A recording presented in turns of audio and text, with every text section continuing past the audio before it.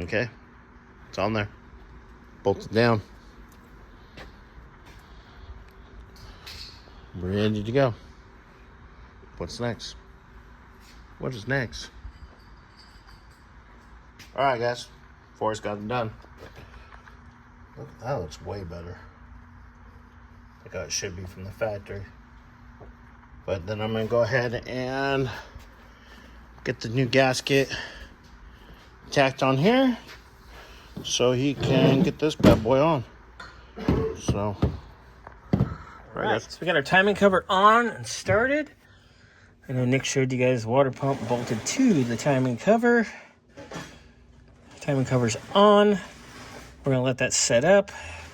Senor Burro is gonna finish cleaning up the intake manifold mating surface, get all this nice and clean and ready. Could probably throw the balancer on here too. Yeah, I want to do that after I do the pan. And tomorrow we'll do our brackets